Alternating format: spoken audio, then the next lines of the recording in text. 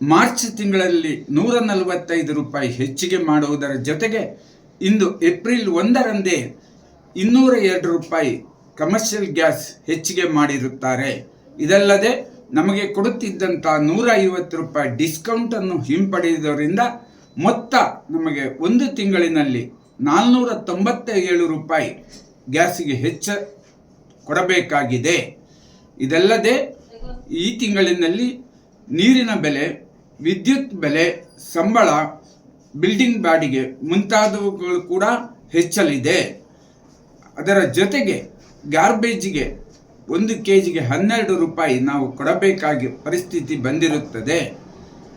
ಹೀಗಿದ್ದರೂ ನಮ್ಮ ಹೋಟೆಲ್ ತಿಂಡಿ ತಿನಿಸುಗಳ ಬೆಲೆಯನ್ನು ಹೆಚ್ಚುವರಿ ಮಾಡುವಂಥ ನಿರ್ಧಾರ ಆ ಹೋಟೆಲ್ ಮಾಲೀಕರಿಗೆ ಬಿಟ್ಟಿರುತ್ತೇವೆ. ಅವರು ಅವರ ಲಾಭ ನಷ್ಟವನ್ನು ನೋಡಿ ಬೆಲೆಯನ್ನು ನಿರ್ಧರಿಸಲಿದ್ದಾರೆ.